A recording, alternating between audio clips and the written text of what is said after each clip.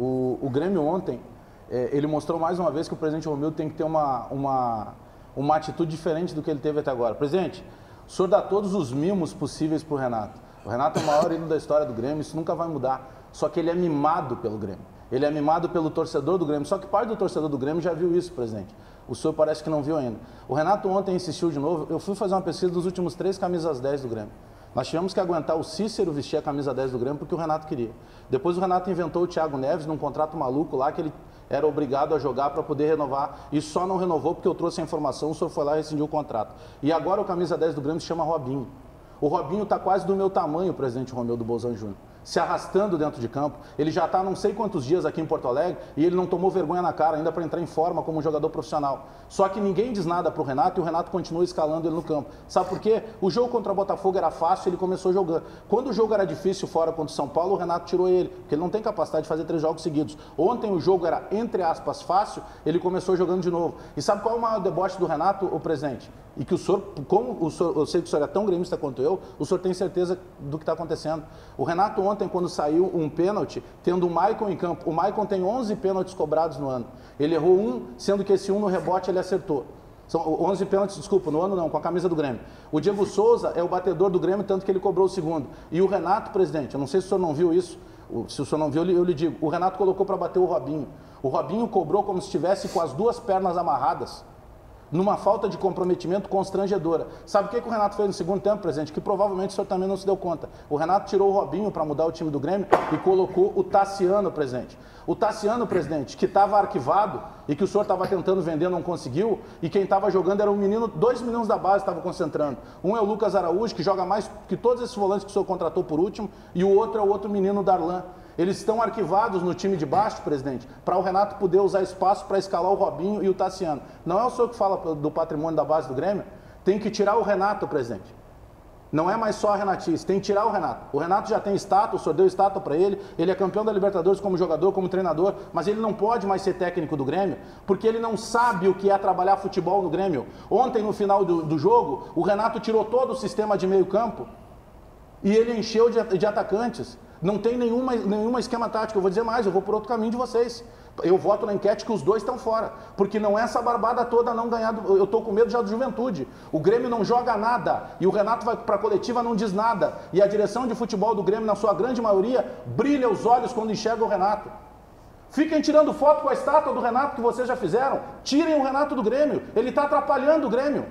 O Renato atrapalha o Grêmio. Eu não sei o que vai acontecer no próximo jogo, mas eu tenho certeza que o Robinho vai jogar e que em determinado momento o Tassiano vai jogar também.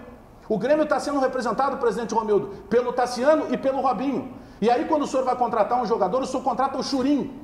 Que a diferença do Churim para o Jael é que ele nasceu na Argentina. Não dá mais, presidente. Tem erro na diretoria, mas o que tem para escalar, o Renato não sabe escalar. Para mim, fora Renato. Certo da cidade. O Bagé tem razão. Ontem, por exemplo, quem vê a escalação do Grêmio no fim do jogo, o Grêmio termina o jogo com o Vitor Ferraz e o Diogo Barbosa. Os 2 zagueiros, o Kahneman até é expulso no finalzinho do jogo, mas vale para efeito de escalação. E do meio para frente, o Grêmio tem Tassiano como primeiro volante, Everton, esse que veio do São Paulo, que é um extremo pela esquerda, como um segundo meio-campista, Isaac na frente deles, Ferreira como extremo pela direita, ou Luiz Fernando como extremo pela direita, Ferreira como extrema pela esquerda e Diego Souza. Sabe o que isso quer dizer? Esse time cai. Esse time cai para a segunda divisão do Campeonato Brasileiro. Ou o Grêmio entende o que está acontecendo, começa a fazer a leitura correta dos fatos, ou o que o Bagé está preconizando vai se confirmar. Vai se confirmar. Um Grêmio alienado, um Grêmio dentro de uma bolha. A entrevista do Renato pós-jogo, o Renato diz, eu não gosto que falem, e anunciou as contratações. Uma entrevista completamente fora da realidade. Para tirar o foco. Olha, eu tô assustado. Eu não sou... Lembra do Corinthians quando pegou o Guarani do Paraguai? Eu não lembro o nome do diretor. Ele foi perguntar assim, e agora o Corinthians vai pegar o Guarani do Paraguai? Eu quero agradecer a Deus que poderia ter colocado, botou Deus no meio e comemorou. O Corinthians perdeu os 2 jogos pro Guarani do Paraguai. Com o Tite. Não dá para entrar na mesma. Eu quero dizer aqui, César, tu usou o termo que eu queria usar para classificar o jogo do Grêmio ontem. Eu fiquei assustado com o Grêmio. Eu acho que o Renato foi mal. Hoje eu vou deixar o chopp fora, tá? Meu chopp vai esquentar aí. Vou pro lado do chopp hoje, JB. Eu acho que o Renato foi mal antes do jogo, na escalação. Acho que ele foi mal durante o jogo, nas mexidas.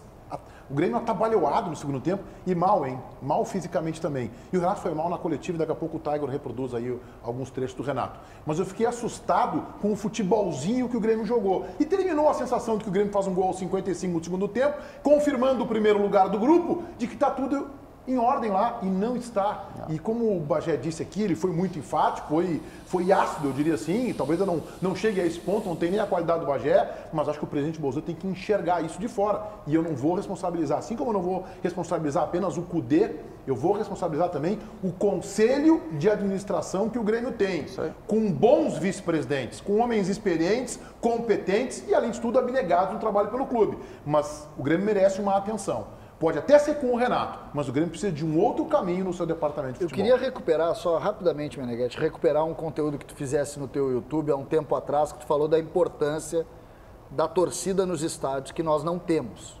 Nós não temos. Acho que logo depois do jogo do Grêmio contra o Caxias, tu montasse um conteúdo falando do risco que era não ter torcida. A torcida cansou. O Bagé tem canal no YouTube, eu tenho canal no YouTube, e a gente está recebendo diariamente mensagens e mais mensagens agredindo. A live do presidente Bolsonaro no YouTube mostrou isso, é só ir nos comentários. Ou o Grêmio entende o que está dizendo o torcedor do Grêmio. Por que o Grêmio existe? O Grêmio existe por causa do seu torcedor. O torcedor do Grêmio está incomodado. O torcedor do Grêmio não aceita mais o que está acontecendo. E a gente precisa fazer essa leitura rapidamente. É preciso acreditar no torcedor.